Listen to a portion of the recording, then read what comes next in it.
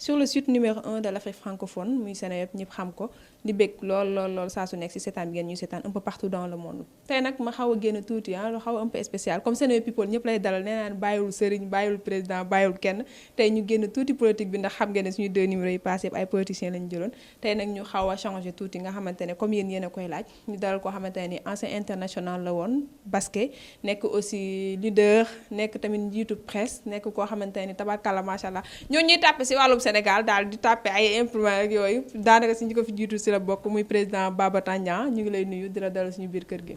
maa ngi leen di nuyu di leen fay di nuyu waa Seneweb di nuyu seen auditeurs yeeg ñëpp ñi leen di seetaan bitim réew c'est que ñi leen di seetaan bari na lool man mi ci laa bokk donc vraiment maa ngi nuyu ñëpp. Baba Tandian kenn dootu ko présenté au niveau national international ñi ko gënoon a xam sama classe ñoom yaay geeg ñoom seen booba mu ngay basket boo ñu doon wax un peu si sa parcours si basket bi lan nga ñuy fàttali ñi nga xamante ne jotuñu fekkee sa carrière boobu. waaw xam nga sama carrière maa ngi ko commencé en 72. J'étais junior. Basket Sénégal fii après dem basket France nekk fa professionnel ba 1988 si laa ñibbisi waaw ñibbisi bi nag bon dama demoon ba sonn si France parce que dama defoon sama xel toujours ñibbi donc loolu boo waral ma liggéey basket am lu ñuy wax as tuut loo xam ne si économie mën naa ko dem ma soxali ko suma biir réew loolu laa def ñëw fii comme amoon naa métier moom mooy imprimerie ma ubbi imprimerie jënd sumay matériel France ñëw installé ko ubbi ko à l'époque ma dem seeti Abdou Diouf ak ministre des immigrés à l'époque madame Fambaye Fall Diop moom mooy yaayu Pape Mayel Diop moom ma inauguré moom en fait moo doon suma porte-bonheur en fait donc ñëw inauguré suma imprimerie Yoff ànd ak ndef yàlla Serigne Lamine Diop ministre de l'industrie Doudou Ndoye ak Mamadou Diop maire de Dakar à l'époque donc si laa démarré continuer ubbi bon soxali nit ñi jàppale ma nag imprimerie bi développé wu donc on est parti de un employé à plus d'une vingtaine et ainsi de suite on a continué on a développé comme na si basket laa doon yëngatu et le plus naturellement du monde bi ma demee ba xaw am stabilité tuuti ma commencé dugg si basket bi nag mais dugg bi du bokk mais surtout dugg pour jàppale basket bi donc si laa ko commencé woon di jàppale basket bi depuis 1992 je crois 4 ans après sama installation jàppale bi nag mu ngi woon si récompense roi et reine bu njëkk ba xam nga roi et reine ay mu nekk loo xam ne dañ ko dindi léegi te metti ñu ba aussi dinañ ci ñëw waaw loolu dinañ ci ñëw mais bon je pense que roi et reine dafa nekk loo xam ne genre symbole la parce que benn père l'abbé moo fi nekkoon bugg a basket lool nekkoon fi Saint-Michel ñun ñuy jàng basket ñu ñëpp Saint-Michel lañ jàngee Jeanne d'Arc laa jógee man je suis un produit de la Jeanne d'Arc ak bopp suñu père Emmanuel ñun ñëpp xam nañ ko donc moom moo fi créé woon donc loolu roi et reine pour stimuler un peu le basket pour mu am benn dynamisme si biir basket bi nga xam ne ñëpp dañu bugg a xarañ si biir saison bi pour mën a jël ndam boobu titre boobu te ndam boobu nag honneur la rek te dana la permettre pour extérieur boo demee man mii un jour sax bi ma nekkee extérieur sax di basket foofu benn club bu sax ma laaj mu ne ma t'as déjà été roi mu ne ko non en fait tu vois déjà symbole bu mu doon jouer rek donc c'était surtout ça yokk jom xale yi daal voilà moom moo doon motiver xale yi justement nag pour ñuy reyante pour mën a nekk roi nga xam ne ëllëg bu ñu génnee loolu si biir carte visite bi si la bokk bon récompense la c'était symbolique à l'époque je crois Mathieu Faye par exemple sama xarit Mathieu Faye faisait partie des premiers rois si c'est pas le premier d'ailleurs ay 5000 francs lañ leen doon jox ñoom Yamar Samb et ainsi de suite après bi ma ñëwee maintenant nag si laa ko développé di ak président yu njëkk yu kii fa nekk ñoom Ibou Diagne ak ñoom Ablaye Seye donc ma porté ko si ay cadeaux yu nga xam ne ay télévision yu ndaw lañ leen doon jox bon bi ma ñëwee na si bopp fédération bi nag maintenant nag si la affaire yi yaatoo nag xëy na dinañ ci waxaat. xaalis bi mu duggee la coow li ñëw. waaw bi xaalis bi duggee bu coow li ñëw te xaalis bi du xaalisu fédération. xaalisu sponsor la man dama am ay xarit. parce que si patronat bi la am ay xarit yi ma ciblé ne la yow lii laa bëgg nga def yow lii laa bëgg ba ma dem ba dajale ba nga xam ne liñ may ci cadeau maintenant nag bu ma ko xaymaa du xaalis de mais bu ma ko xaymaa day am une valeur absolue aux alentours de 70 millions. yooyu ñu partagé ko entre le roi et la reine moom mooy dañoo demoon ba loolu nag loolu moom mooy nga yëkkati le niveau du jeu. Et le niveau du sponsoring, c'est-à-dire que le sponsor dafa bëgg gis boppam ràññee boppam par rapport à un événement am visibilité. Donc comme on dit xam nga marié balaa nga koy jaay il faut mu rafet. jigéen booy jaay il faut mu rafet mu jekk donc il fallait ma jekkal basket bi ma rafetal ko ma xuloo si ak yéen waa presse bi tout ça coow li bari tout ça ba di toxus bënn donc maintenant tout le monde s'intéresse au basket et le sponsor maintenant est collé au basket. ba pare nag nga génneel ko benn plateau ma nag à la fin de l'année maintenant nag le plateau nag vaut son pesant d'or ba nga xamee ne maintenant nag télévision yëpp bu ñu ko génnee eh bien ñëpp dañu gis que c'était beau. Donc ce qu'on a fait. Alors on a vu des gens dire ouais non c'est pas normal ñuy jox roi lii jox ren di machin ñëw ba pare maintenant voilà il faut que ñu dindi loolu kërëb fekk ñun sax dañu waxoon ne dañ koy changer jéem a motiver les clubs qui forment les joueurs loolu defoon nañ ko dañu waxoon suñu troisième suñu dernière année club yooyu dañ leen jox entre 5 et 10 millions dañ ko daan xayma rek suivant l'enveloppe qu'on aura mais ñuy ñëw nag ñi ñu remplacer non seulement dañu fustiger loolu ba pare dindi ko ba pare maintenant nag eh bien roi bi amul dara reine bi amul dara club bi moom on n'en parle même pas donc en fait ce qui veut dire que ñëpp ñàkk 10 ak les teg. C'est pour vous dire que rek ak et puis ak yeneen surprise parce que il faut innover il faut chercher et on cherchait donc loolu la quoi mais malheureusement comme nit ñi doon wax rek xalam demoon booy neex rek buum ba dagg jeex na. ñu xool loolu nga indi ci basket bi yëpp mu nekkoon lu am solo ñëpp doon ko rafet lan moo tax kon ñu waraloon la di la xeex ba bëgg la jëlee ci boppu fédération bi. Non, mais ça n'a rien à voir. En fait, ça n'a rien à voir, Lolo. Ça n'a rien à voir. Peut-être que nous me donnons cher. En fait, est-ce que nous me donnons cher pour dire que je suis fédération? En fait, je ne pense pas. Amna lu ñu bëggoon xëy na peut-être que defuma ko dañ ma doon jéem a forcer pour aller dans ce sens-là comme man dama xaw a dëgër bopp bon nanguwuma dem dans ce sens-là mais xëy na bu ma demoon dans ce sens-là kon tey boo leen ma invité woon tey je serai toujours à la tête de la fédération sénégalaise de basketball. loolu man xamoon naa ko. lu ñu bëggoon boo ko defoon je serai à la tête de cette fédération-là pendant 30 ans.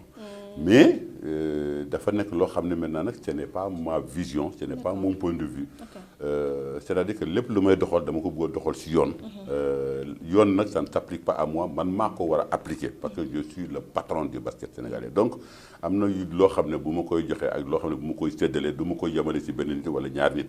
wala ay teranga yoo xam ne bu ñëwee warul yem si benn loxo si benn nit parce que loolu la ñu tàmmoon.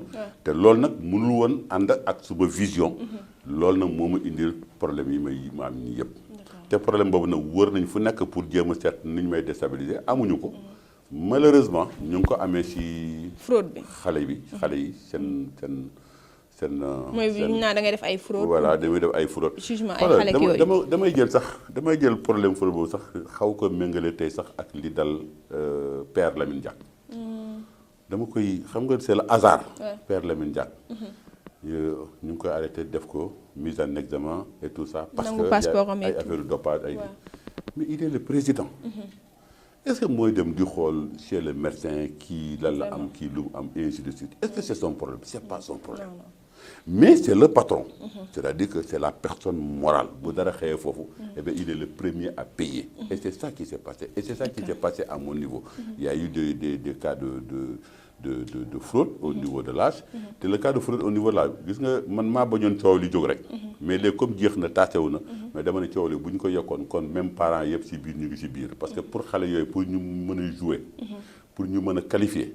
il faut que seen papa signer benn lettre comme quoi que ils reconnaissent que leur enfant qui est mineur parce qu'il faut avoir 18 ans moins un jour pour pouvoir jouer avec l'équipe de U18 donc lettre boobu ak seen carte d'identité moom la ñuy boole génne leen licence donc seen papa yi nga xam ne indi lañu xamoon nañ ne xale yooyu 18 ans dañuy defal seen doomi jugement quoi. oui donc ku si am 20 ans wala 22 ans seen papa xam nañ ko alors pour donc mënoo jur doom ba pare te xamuloo ban at la judd. c'est impossible.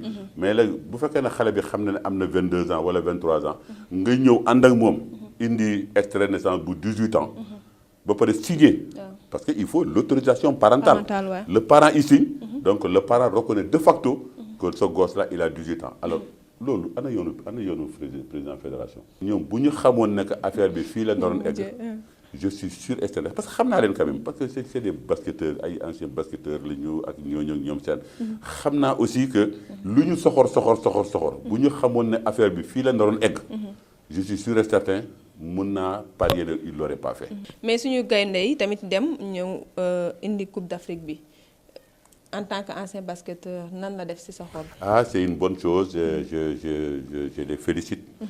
Comme on dit c'est xam nga comme on dit je disais si seen benn collègue de presse que c'est vrai il y a une nouvelle fédération.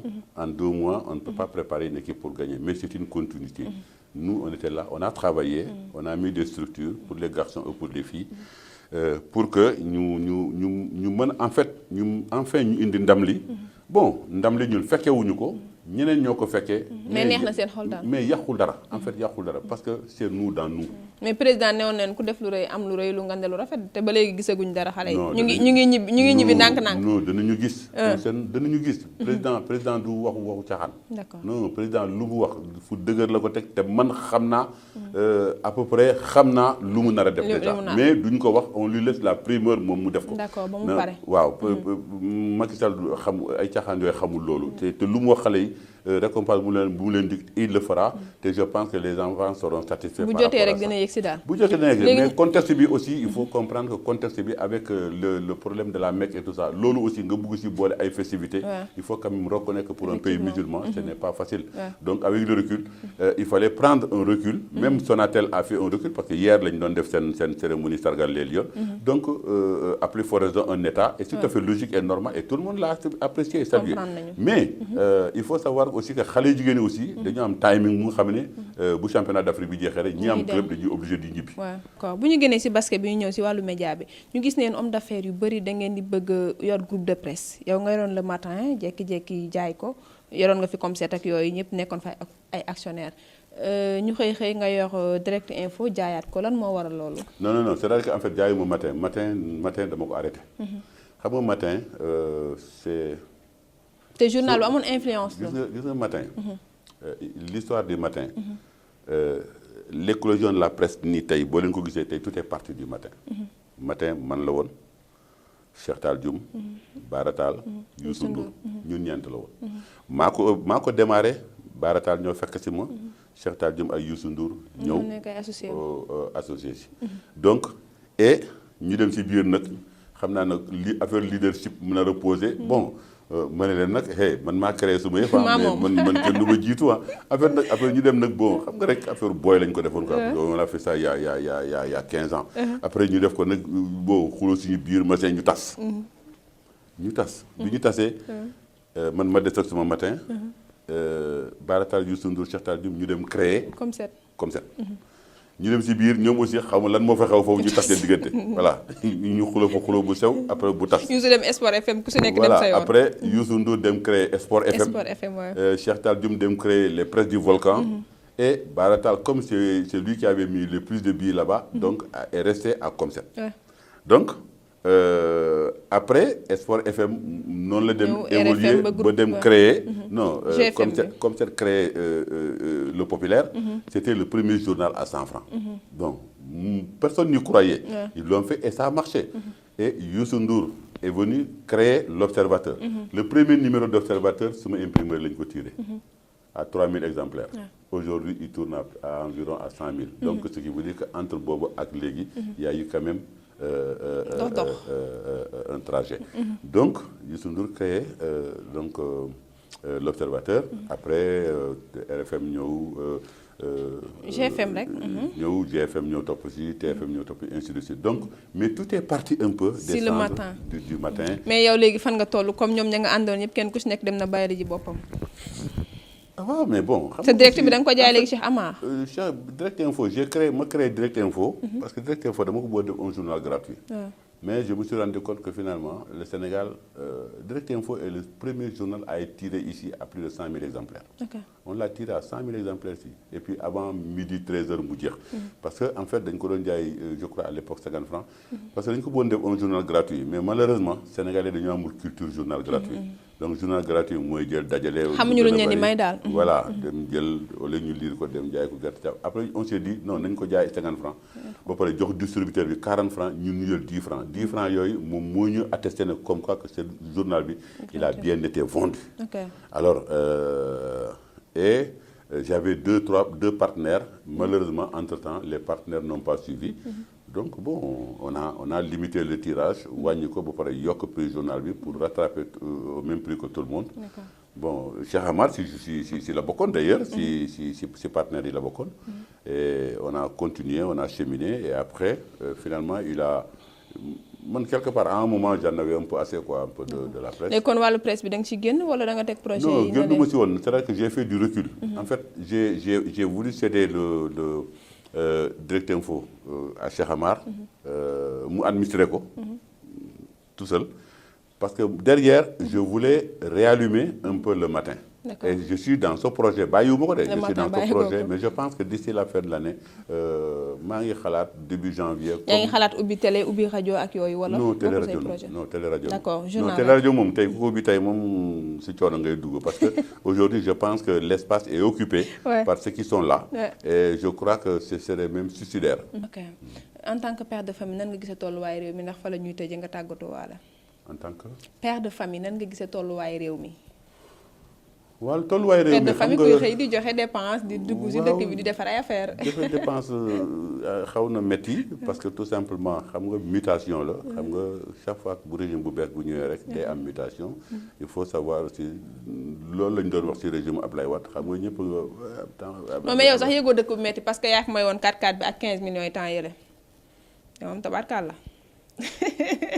benn xeer la yaa ngi jaxase wax yi yaa ngi di loo xam ne jotuma la non bu fi sànni xeer xam naa ne sànq ba tey yaa ngi bëgg sànni xeer xamoo nooy sànni xeer mais léegi yaa ngi ñëw di commencé sànni bu fi jaxase loo xam ne boobu loolu déjà c'est vieux maintenant est-ce que 4x4 bi sax deewul sax léegi en tout cas daal may nga fi 4x4 ak 15 millions mais est-ce que 4x4 bi deewul léegi yow yaakaar naa nit ñi desoon ñëpp dañuy xaar 4x4 ak 15 millions yow da nga ma war a pétaawal sax nga seet ndegam est-ce que du ma indiwaat beneen 4x4 bu bees sax remplacer 4x4 bu màgget boobu parce que 4x4 boobu war na màgget parce que ki ko yore léegi maintenant sax même sax bu sama nee na màgget na léegi donc non mais non en fait xam nga ni ma bëgg a waxee rek moom mooy chaque fois qu'il y a un changement de régime alors c'est de nous ay habitudes yu bees la habitudes yu bees yooyu maintenant nag parfois les gens sont réticents si ay habitudes yu bees parce que dafa am loo xam ne da nga koy bàyyi ba pare nga topp si beneen rythme bi Ablaye Wade ñëwee au pouvoir si rythme PS bi et bien c'était la même chose parce que ñëpp dañ daan wax ouais non Ablaye Wade di machin après ñu dem ba si biir ñu tàmm maintenant nag Ablaye Wade am lu mu génne